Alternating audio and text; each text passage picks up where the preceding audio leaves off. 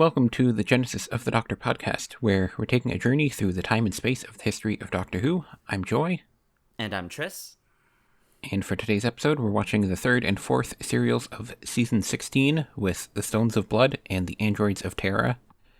The Stones of Blood was fun because it starts off being like, oh, we're doing that thing where an alien's being worshipped as a god again, and then the cult gets killed off in like episode 2, and then now it's a different thing, and then it becomes like a court procedural at the end. Yeah. It's rather strange. Stones of Blood is like this weird case of it's an identity crisis, but it's an intentional identity crisis. Like, It's just played for fun rather than trying to be too scary. Yeah.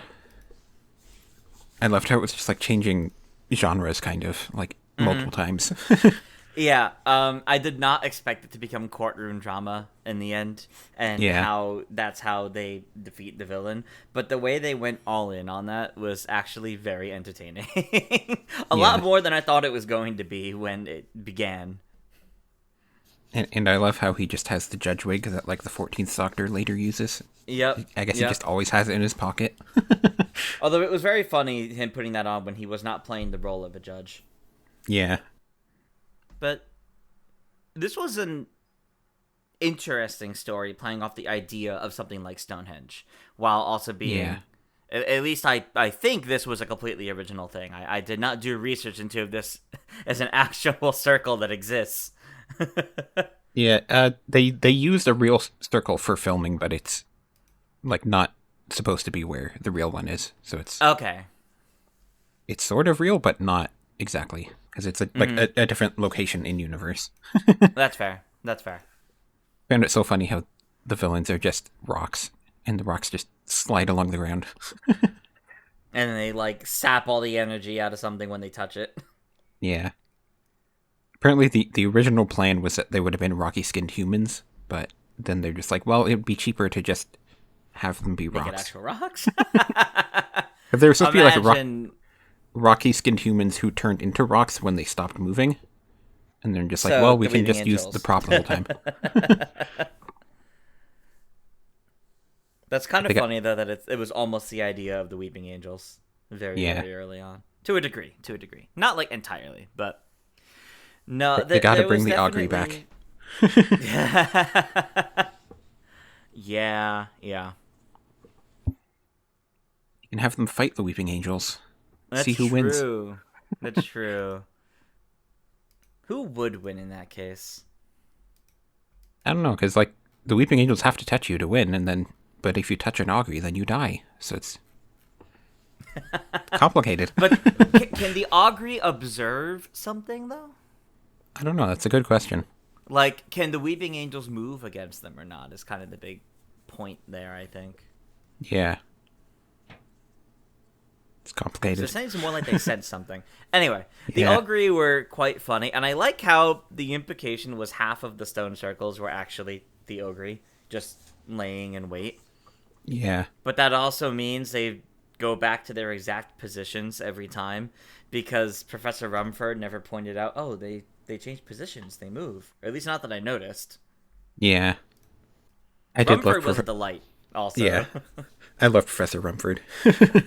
She was great. So excitable. I love how she had, like, I love how she carried a weapon with her. Yeah. And then she was arrested elsewhere for carrying it with her. That's her backstory. She's so funny. She has so much energy. And I always love when the Doctor has an elderly companion, even if it's just for the one episode, because I feel like they get up to very different kind of antics than the average companion does. And I was so worried they were going to kill her off at some point, but I'm so happy they didn't. She was a delight. I loved how she was like talking to the Doctor about science and everything. And then when she's alone with K9, it's great too. She tells K9 to never say die, and he says, I never do say die, but I cannot hold. I can't keep at it. She had some great lines with K9, and I know K9's voice actor, John Leeson, hated doing the role, but I really do think there was some great performances this Yeah. episode or this story, and K9's was one of them because K9 got to do a lot this story, Yeah. including kind of die, not quite, but kind of. He almost did, but luckily they got him back to the TARDIS in time to Yep. fix him. I liked how they had the whole conversation there. Like, I'm not sure we can fix him. We might just have to cannibalize him for parts. It was definitely a little concerning about what are we going to do for K9. I know you mentioned heading into this season, the only way they got John Leeson back was telling him they were going to kill K9. And I wonder if this actually was when they were thinking of doing it, but then they decided against it. Well, that was for... They got him back for season 18 by saying that. Oh, so okay. Not, I thought not it was here this yet. season. I thought it was this season. Okay. Yeah, he leaves for season 17, and then he comes back for 18, because they say they're going to kill him. Oh, I see. Okay. But then after they've already that... played with the idea of potentially killing K9 here. Yeah, but then John Leeson has always voiced K9 after that. Like, in every single time K9 has come back, he's always done it, so... He got over his dislike of the character. Okay, well, that's good. Because he does it for Big Finish, and he did it for Modern Who, and, like, the K9 TV show, even. He did it all there. Wow. That's kind of crazy, actually. That's pretty consistent. Yeah. I also loved at the end of the story when Rumford watches the TARDIS disappear and is saying, like, I do have my academic reputation to consider. Yeah. How badly she wants to tell the story of everything that happened, but she really can't. And she had so many, like, great moments of learning about the Doctor and K9 and what they really are and what this means and what they're really dealing with. Like, it was fascinating seeing her come to terms with all of that. Even though at first the Doctor claims that K9's from Trenton, New Jersey. Yeah. And she believed it at first. They just always have robot dogs in New Jersey, didn't you know? So funny. I do want to touch upon the cult that you also brought up. They get killed off very early on, and I have written in my notes, I don't... while I like the direction the story went in, I don't really like that the cult was killed off, because it doesn't entirely make sense to me. Yeah, it's a little weird. It feels like it was only done to add confusion for all the cast, but I feel like the role that the cult played since Vivian was it all along, and clearly they needed to feed off blood, so clearly everything that the cult was doing was actually good, quote unquote, as in it was what was needed. It feels a little weird to kill them all off. Yeah. Because you'd think Vivian would want her followers to help her. Yeah. And not just send the augury after them. Especially since she's been here long enough under so many different guises that clearly she's always had the cult working for her. Yeah. Because, like, they had her paintings, so, like, they must have known who she was. Yeah, exactly. I guess she just wanted to throw the Doctor off her tracks and was hoping she could sneak away. Something like that. Or something. Even though he wasn't even there for her, technically he was there for just the key to time, which she had, but... Yeah. So, the other thing I have written here is the whole sequence of Romana getting pushed off the cliff and then getting rescued by the Doctor, and then the whole thing of, oh no, it was you that pushed me off. And then we don't really come back to that at all. Yeah. Apparently, originally, Tom Baker was supposed to record, like, a scene of him pushing her off of there, but then he refused to do it because he felt like that would scare kids to see the Doctor doing that, and that's your cliffhanger. Yeah, so all we have is her recount saying it was him doing it. Yeah, I do think that adds more mystery to it. But it doesn't really... I don't know. Like, it's the fact that didn't really come up again makes me think the only it's probably tied to the Black Guardian I because think they we had briefly that said warning at the start. that like the key to time that she was using could give her like transmogrification stuff, so she could like change forms and stuff, and that's Yeah. what she did. I guess. Yeah, like really briefly, like I don't feel like they did it in a way that explained that or justified that in a way cuz Yeah. it's presented in a way that makes it seem like it's going to cause a rift between Romana and the Doctor, Yeah. which would have been an interesting plotline to continue through, but then they don't. They Yeah. don't. So it's just like she even has the whole like, oh, you know, I'm not trusting you after that. And he's like, what do you mean? And then they're right back to normal right after that. But the episode, I mean, even opens with "Beware the Black Guardian," so you think you're gonna run into the Black Guardian this episode or this story, and Yeah. we don't. Which is why I feel like maybe the whole thing of her getting pushed off is the Black Guardian. And I do like that he revealed to her the truth of the quest, but Yeah. I kind of wish it wasn't this, what almost feels like a throwaway thing at the beginning of the episode, because it didn't come back for the rest of the story, and it also doesn't come into the next story at all. Yeah. I guess hopefully it'll eventually show up, but it didn't really matter that much yet. Mm-hmm. It's like it felt disconnected. So that whole like intro sequence feels like it was done later than added in. If that, I know it wasn't, but it Yeah. feels like that because of how disconnected from the rest of the story it actually feels. You get a warning that doesn't actually tie into the rest of the story at all. You get backstory given to Romana, which is good, but doesn't actually change anything for the rest of the story. So it feels like a random time to give it to her. Yeah. I guess maybe they just included that just because like they weren't really doing reruns or anything at this point in time, so it's just Yeah, I guess that's true. for the audience's sake. They need to know what is actually going on in case they missed the first episode. That's true. I guess it's a good way to remind it. Yeah, I don't know. It's just like I think the start of the story was a little rough, but I think once it got its footing, it was a pretty good story for the rest of it. Yeah. I loved the whole trial. That was just so funny. What's even funnier about the trial is that he's technically still set to be executed. He just delayed them a very long time. So they could come back and try to get him again in the future. We gotta have it. They'll be the next big person for the next finale of the show. The Megara will just show up, say, "Hey, we need to execute you." And that'll be your cliffhanger.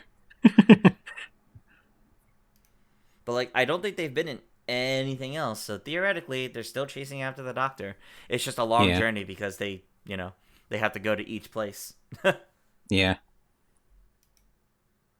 They did also briefly. The intention was originally to have like dead bodies of multiple Doctor Who monsters, but in the end, they only had the Warren from Ark in Space there. And they had like a couple skeletons otherwise, but yeah. Yeah, just generic skeletons, though. Yeah, no other like reference out of it. That's okay though. I like the random reference there, though.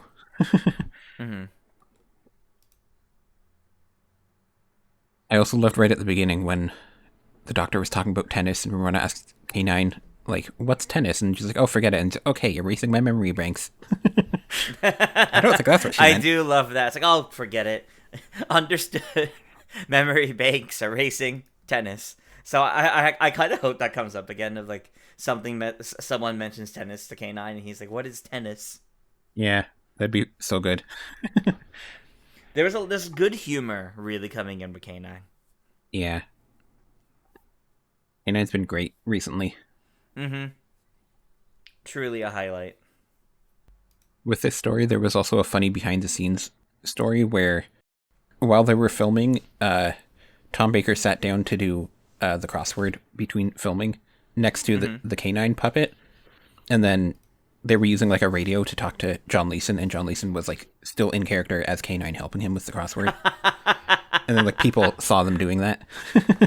That's hilarious, actually. I love that. That's how you know someone enjoys the role. Yeah. Oh, I that's know I so know good. Tom Baker and John Leeson always got along. He's one of the few people he kind of always got along with. That's good. That's good. Didn't have to he, earn the respect. yeah, I know he didn't like the prop, but he liked John Leeson because the prop was always difficult to work with. But Yeah, I can John Leeson imagine in a himself lot is of fine. situations the prop could be tough to work with. Like it could be fun, but it could be difficult, I imagine. Yeah, and like the remote control stuff they used for it was always interfering with cameras and stuff, and yeah, that made it worse. Also, apparently the reason why they had the whole scene of like the campers being drained by the augury was because they wanted to make sure people didn't think that the augury just like slammed on top of people to kill them. It was all just to explain how the killing happens. Yeah, because they didn't want people to think it was just like it just falls over on top of people, because that'd That's fair. be too humorous. I mean, with the way it destroyed the cult and the mansion that they were in, I could understand that misconception. Yeah, I also liked how Romana briefly said that like everybody knows that the Earth is the Doctor's favorite. Everybody Yeah, knows it's it. true. Everyone knows it. It's not a secret. And then also at the start when like the Doctor's struggling to put the two pieces together, and Rona's just like, "You want me to do it for you?"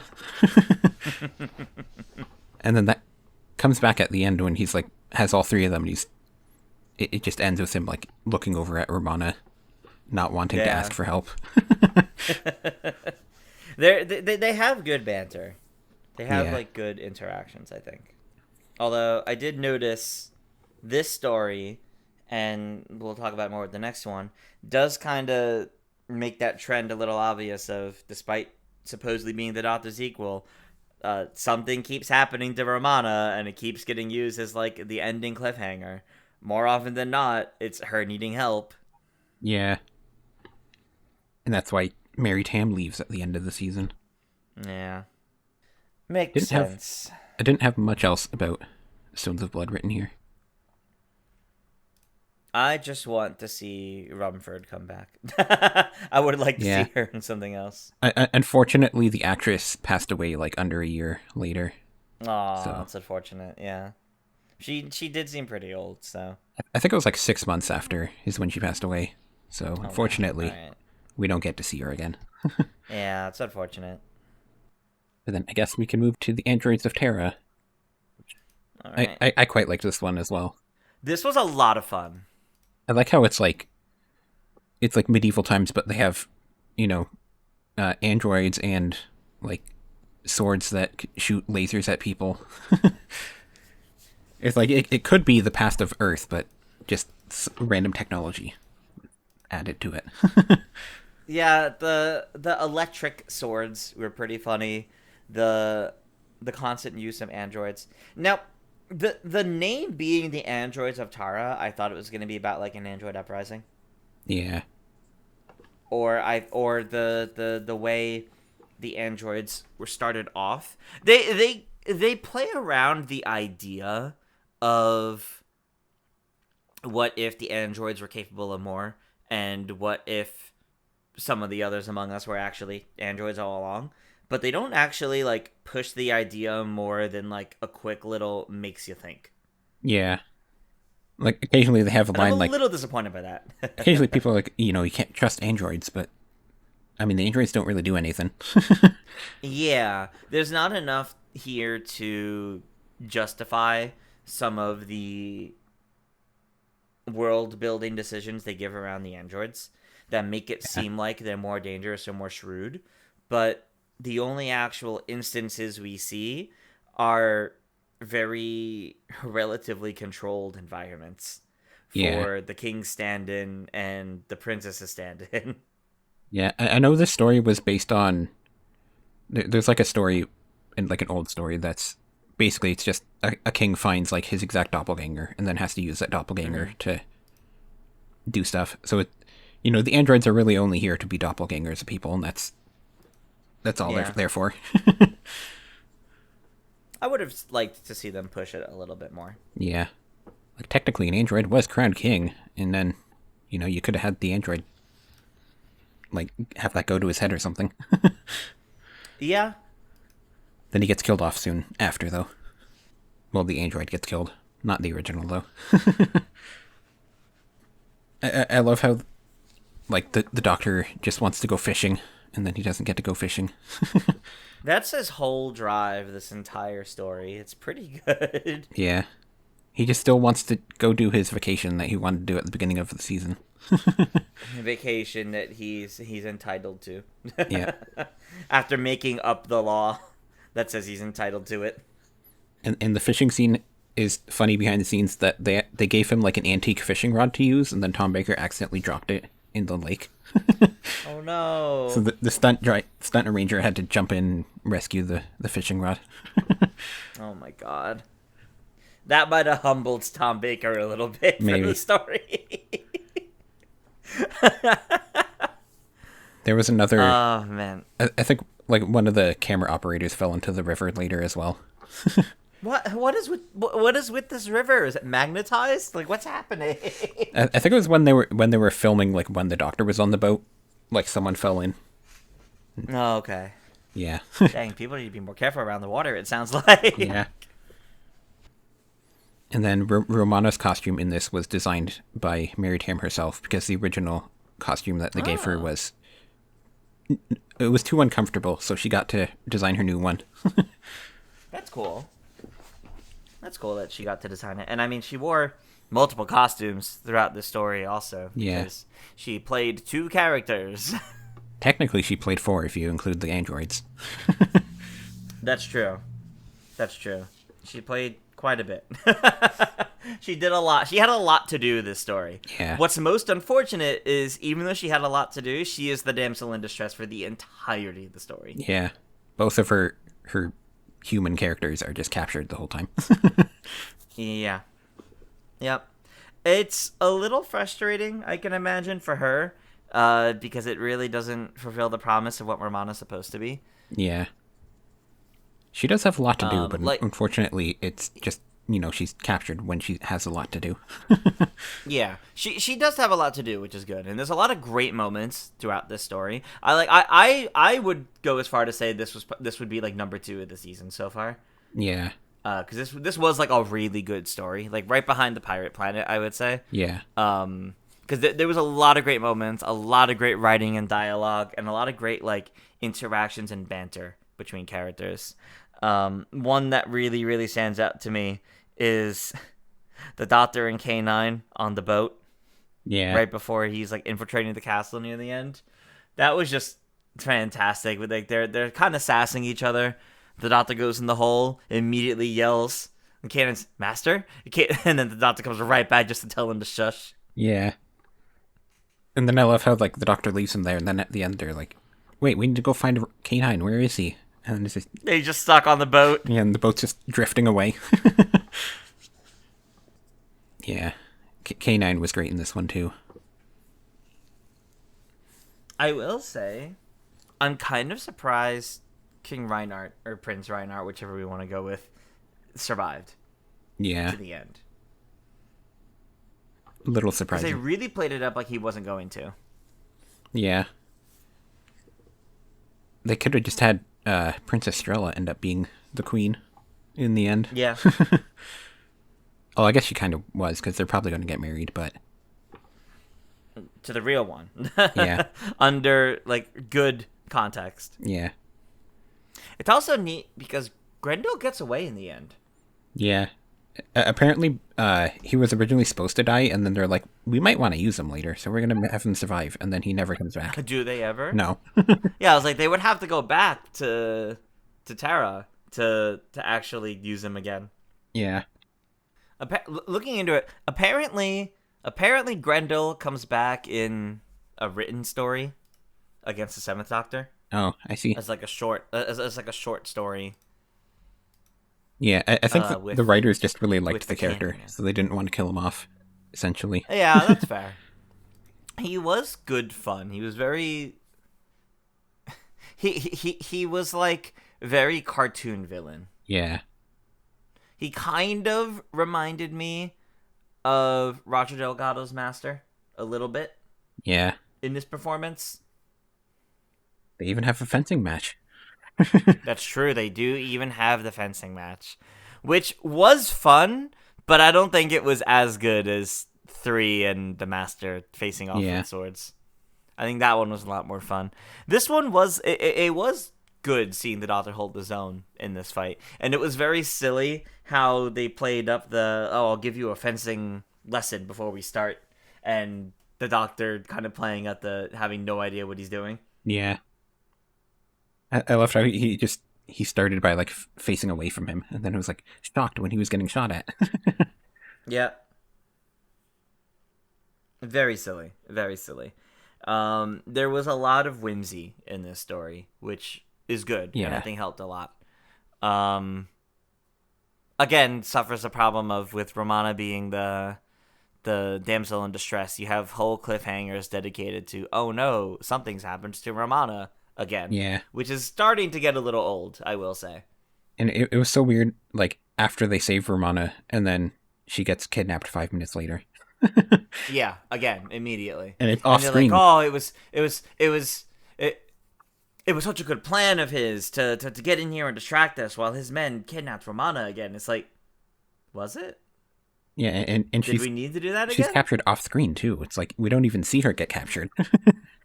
It's just Yeah, it's strange. yeah. I feel like this is probably like the story that made Mary Tam decide she didn't want to come back.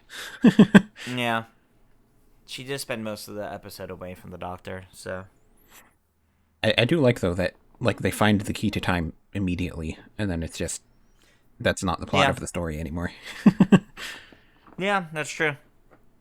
That's true. They do find it very quickly. She technically could have been back within that hour. Yeah, But then that monster that jumped out, nothing like that ever comes back again. It is only ever people and androids. yeah. I know they weren't exactly proud of that costume, so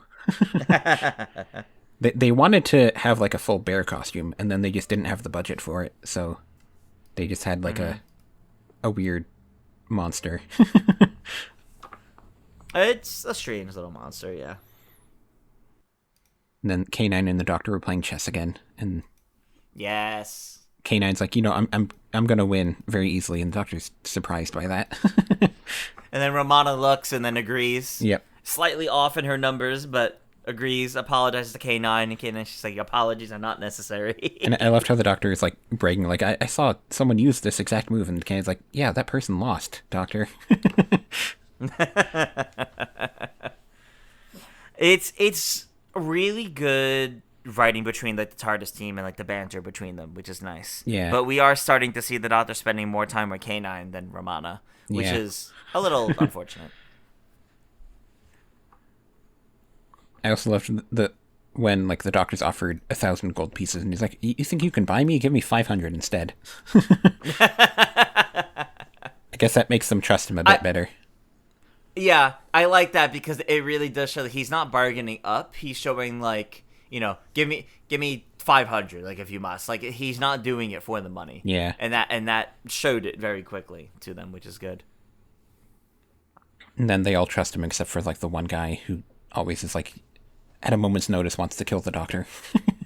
And he does it all the way until the end, Yeah. which is kind of weird. Like he only trusts the Doctor right at the end because he won the sword fight against Grendel. Yeah. But like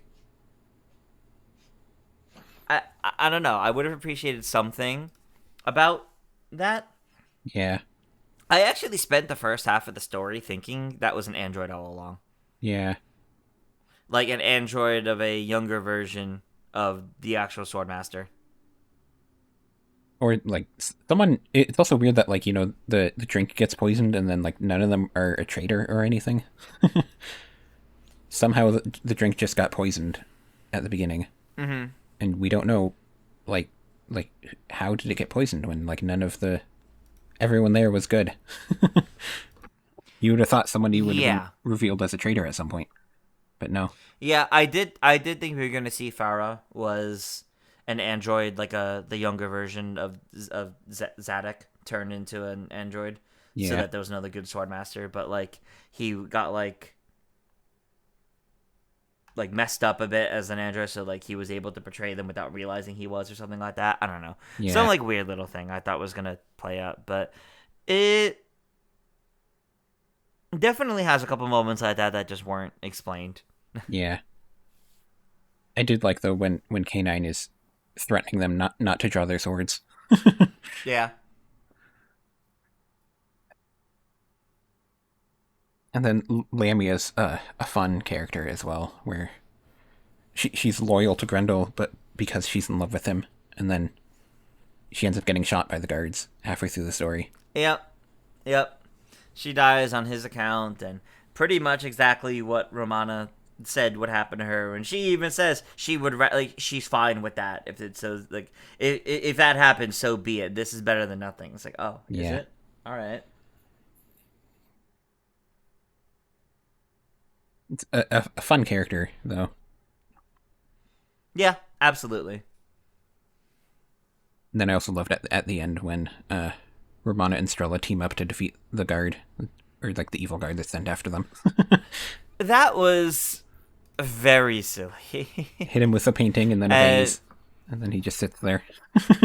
Yeah, very silly and pretty much purely played for humor. Yeah. Especially with the doctor coming in to see them afterwards.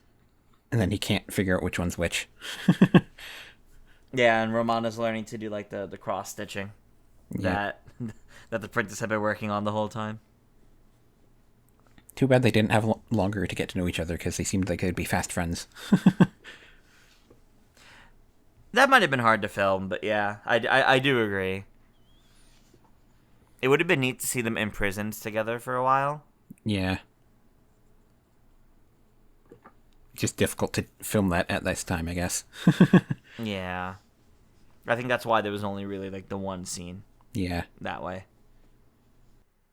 There was also the scene when they're at the pavilion and the doctor, like, K9 tells the doctor not to go outside, and then he does, and he gets shot at, and then he goes back out to say again, shout liar at them.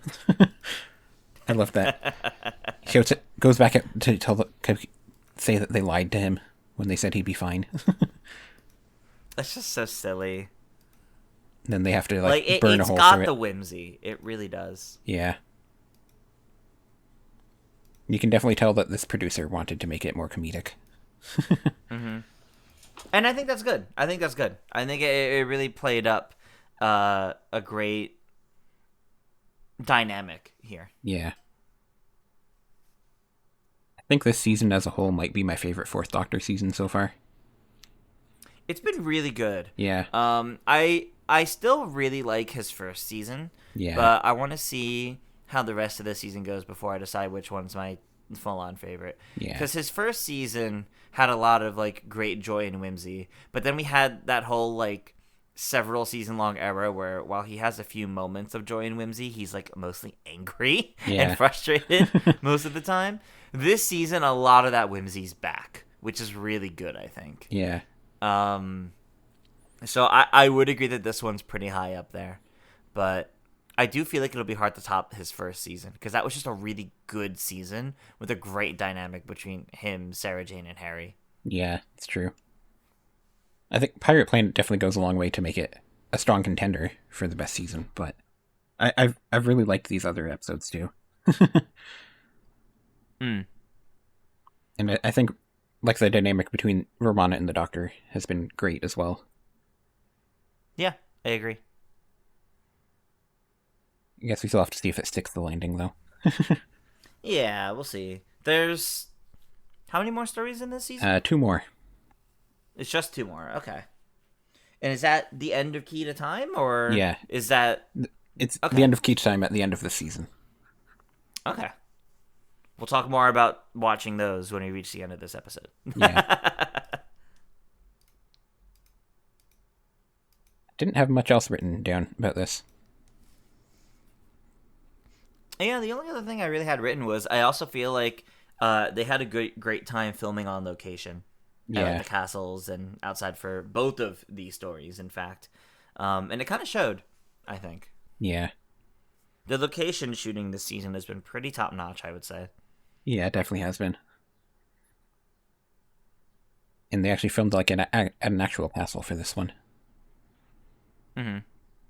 They had to like wait for filming because like there was a peace conference was at the same building, and they had to wait until it was free. Oh, okay. Which is funny. That's kind of funny.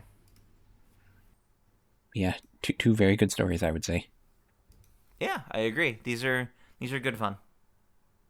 And I guess we can move on to some news because there has been some news, which is that All right. last year we knew that there was a Fugitive Doctor multimedia story coming this year, and then we've gotten like the news about like when all that's happening. Yeah, we have the whole timeline of like what it is and everything too, which is quite big actually. Yeah, it is quite smaller than like the last two they did, which is good because the last two were super expensive to keep up with. But yeah, there's two comics, there's two Big Finish audios, two books, one Blu-ray, one audio that's not Big Finish, and then there's the Doctor Who Lost in Time game is getting 2 chapters from it as well. Interesting. And just One of those books is being written by Joe Martin, right? yeah, the Kaleidoscope is what it's called, and that's coming out in September. And a fun thing to note about that is that Martha Jones is in it. I don't know why she's in it randomly, but she is. Here's hoping it's part of an initiative to actually start having her come back to Doctor Who, because she also returned to Torchwood audio stories within the past few years, if I remember correctly. Yeah, So I think she was in a couple of them at least. we got Donna back. Bring Martha back. We're getting Billy Piper back. Yeah. Bring Martha back, please. She deserves it. I wonder when in Martha's timeline this would end up being. Yeah, I don't know. I'm kind of assuming it's probably going to be like modern day for her, so like long after 10th Doctor stuff. Yeah, I guess so we'll see. long after her, probably long after Unit stuff. Yeah, Unless she went back to Unit. there is also the something to note that Osgood is going to be in some of these as well, and they note that Osgood is now the head of the Black Archive, so that kind of explains why Unit has new scientific advisors, I guess, because she has a different job. That would explain.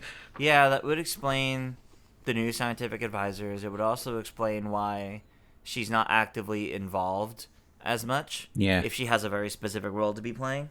'Cause So that's interesting. we haven't been to the Black Archive since Moffat's era. Yeah. Yeah, I went through and I tried to figure out like how much this will cost, and it's a little over 200 Canadian dollars, so it's like 150-ish American for everything.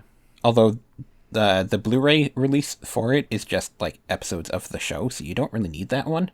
So you can save Yeah. like $30 American if you don't buy that.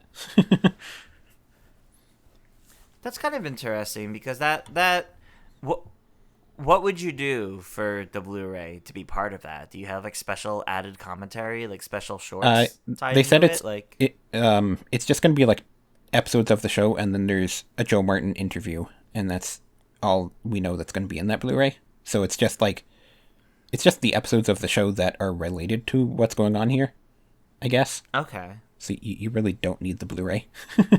Yeah. All right. That's okay.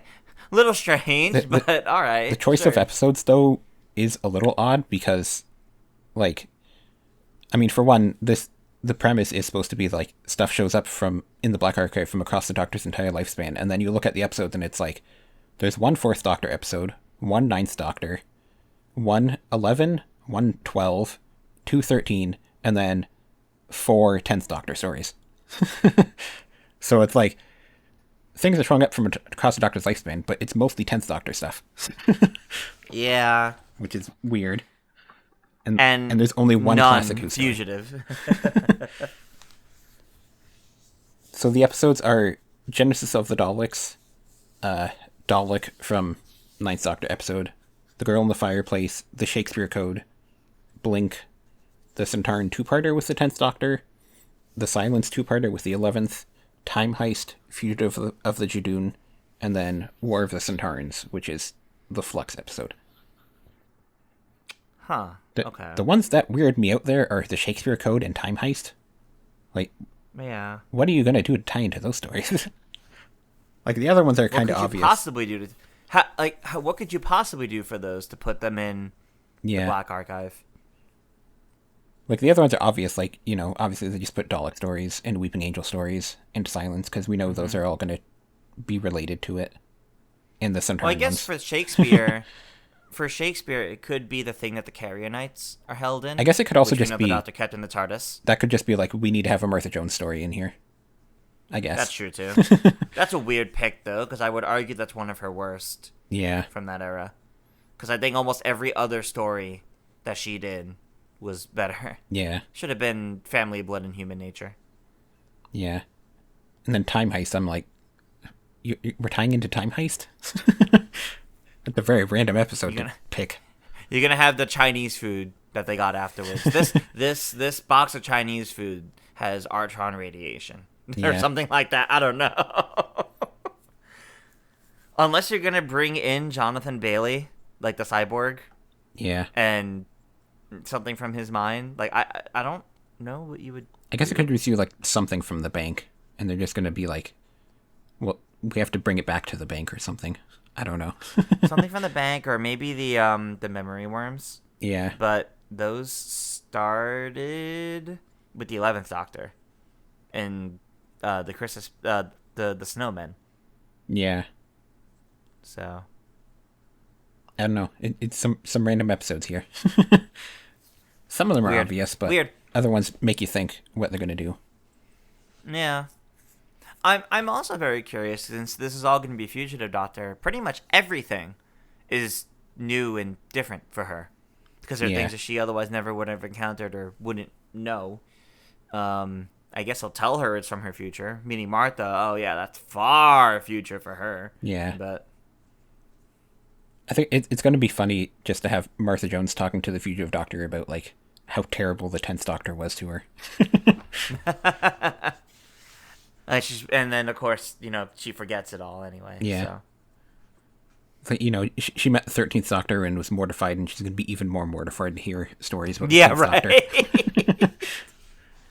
right. God, yeah, she's gonna be really mortified over that. Yeah.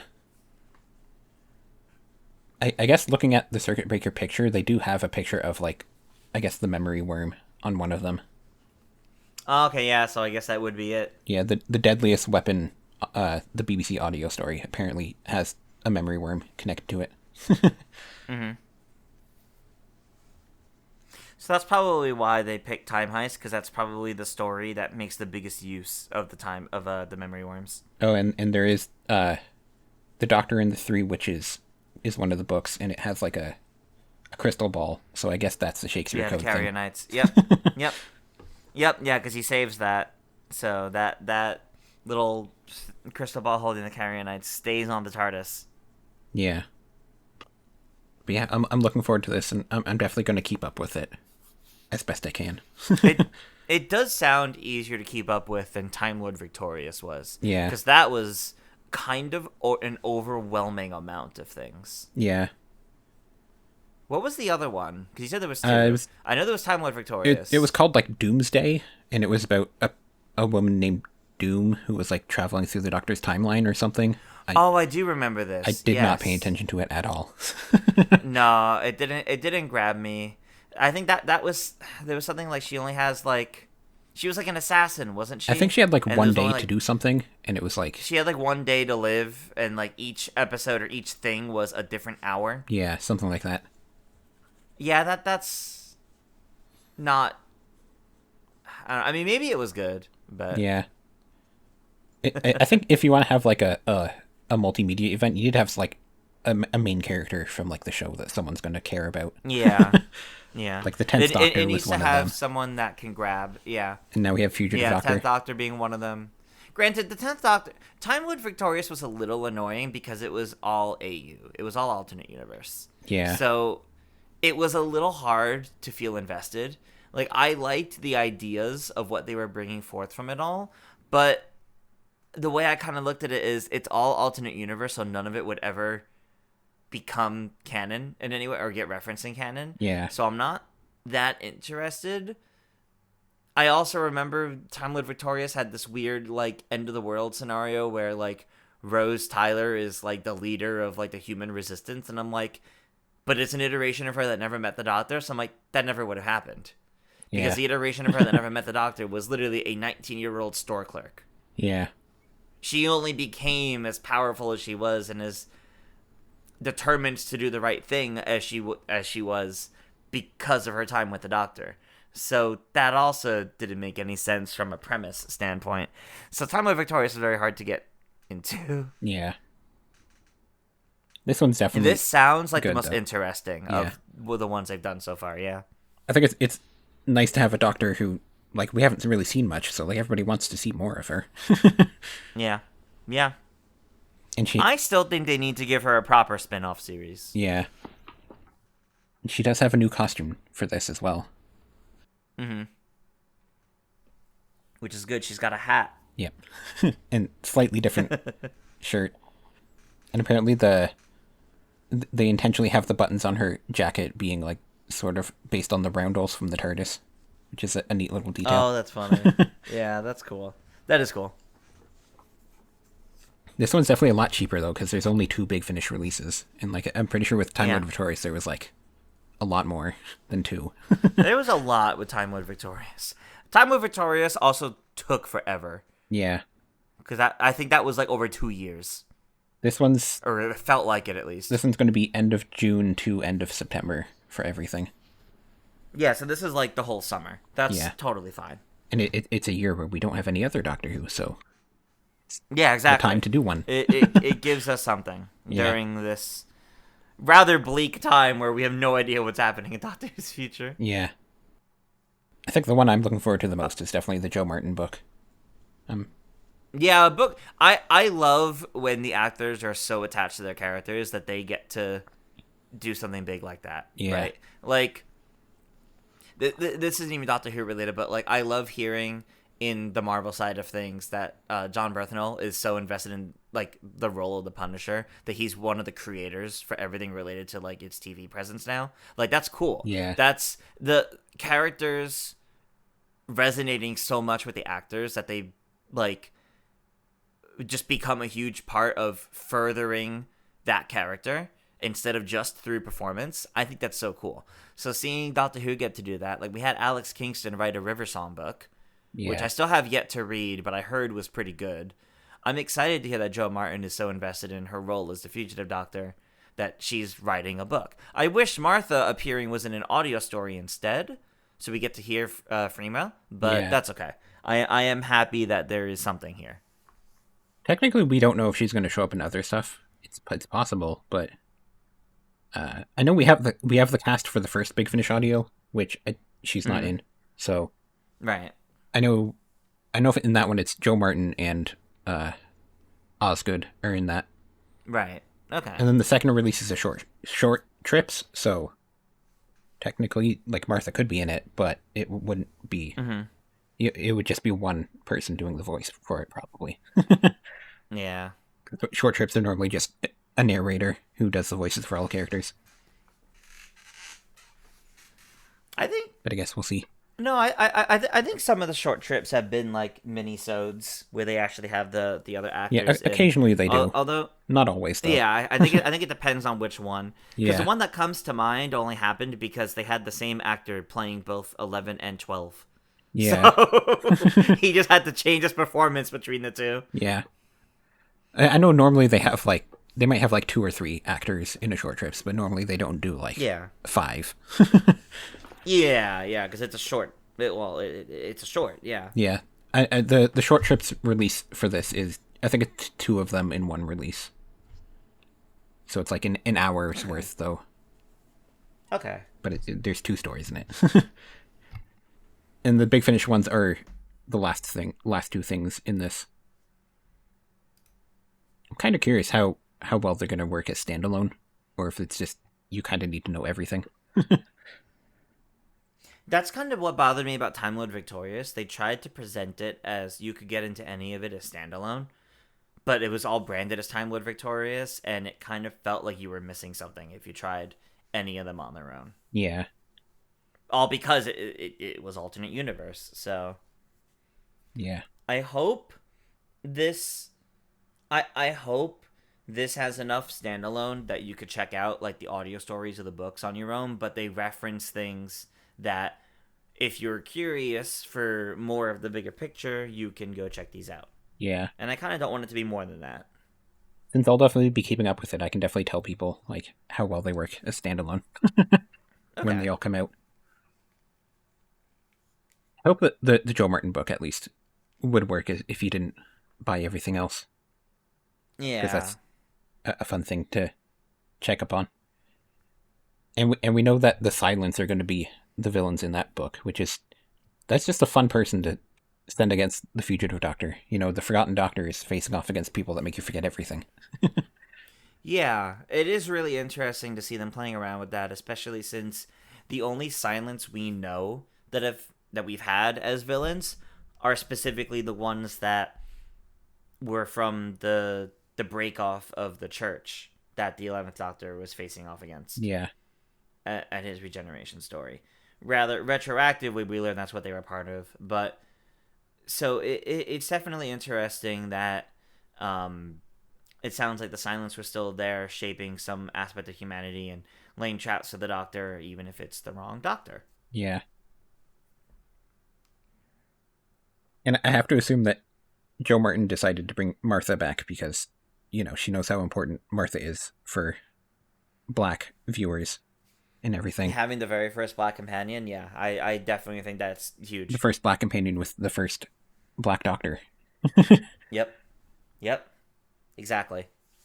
And like when she did an interview on the YouTube channel recently, and she was talking about how like you know she knows how important her role as the doctor is for a lot of people. Yeah, Because not only is yeah, she the first black woman, she's also you know not thin like everyone else. yeah, She true. said she never She's a thought very she would see different someone like depiction of the her Doctor. in the role of the doctor, and then she's the doctor. Yeah, exactly. And that's part of what makes it so special. And it's why I hope we get more Yeah, in like the main series. Like I loved that she had a cameo appearance in the most recent newest season. yeah, I hope we get more things like that in the future. yeah. If not, full on actual appearances in a series from her. But I think it's a shame that like Chris Chibnall couldn't really use her in his final season because COVID yeah. restrictions prevented that. Yeah, it's I unfortunate. have to assume I do think she would have played a bigger role. in his original plan, she probably had at least like one or two more episodes where she was actually there the whole time. Mm-hmm. But you know, we'll never know because it never got to Flux happen. as a multi-doctor story could have been really interesting. And I mean actual multi-doctor and not the Doctor divided in three. Yeah, but yeah, that starts at the end of June, and the first release is just a thing on their website. So then technically, it's in July is when you have to start buying stuff. Oh, okay. Yep, I'm looking forward to it. Hey, it does sound cool. There was I might try also to check it out. last month they had a fugitive doctor story, which was in the Big Finish is doing a Sontarans versus Brutans like limited series where it's just like different doctors in different parts of that war, and they had one with the Right. fugitive doctor where, I mean, they intentionally had her be at the beginning of the war. Yeah, that checks out. That was a fun story. I really like that one. But yeah, I guess for just as a reminder, if you want to join us on our journey here through classic Doctor Who, we have a Patreon. So for just $1 a month, you can get access to our Discord, where we'll have places to have discussions between episodes about what we're watching, and you also get early access to episodes that way. And then for $5 a month, you can watch live as we record, where we'll have a live text chat where you can chat with us about why the Stones of Blood and Androids of Terror are actually terrible episodes of Doctor Who, and why K9 is actually bad. The worst part of Doctor Who. I guess that technically that's a good transition because next time we're watching The Power of Kroll, which is a four-parter, and The Armageddon Factor, which is a six-parter. And The Power of Kroll takes place in a swampland, so they didn't put K9 in it because they knew he wouldn't really be able to film. Yeah, that's fair. I think he's just locked in the TARDIS the whole time. Although John Leeson Oh. is in the story as it's the only story where he like physically appears in it. Oh, that's funny. I think his character is called Dougine or something like that. So you'll see him in it physically. All right, And then fair enough. the Armageddon Factor is the end of the Key to Time, and it's also the last time we will see Mary Tam as Romana. Although I don't think they like imply that she's supposed to regenerate. It just kind of happens between seasons. Like in between seasons, yeah. And then in the Armageddon we'll Factor, see we how will that also goes. see Lala Ward for the first time in a different role. And then between seasons, Romana just decides to steal her look. That's gonna be a running thing for Romana as a Time Lord, I'm sure. She only regenerates into people she's encountered. Yeah. But yeah, that will be the end of this season and the end of the Key to Time as well. All right, we wrap it up next time then. Yep. That should be fun. So as a reminder, make sure to watch The Power of Kroll and The Armageddon Factor before our next episode. You can find those on BBC iPlayer or the Doctor Who Classic YouTube channel. And if you support us on Patreon for just $1 a month, you get access to our Discord and early access to episodes. I've been Joy. You can find me on social media at Joy Content. And I've been Triss. You can find me at ToonTriss. And we'll see you next time. Bye. Bye.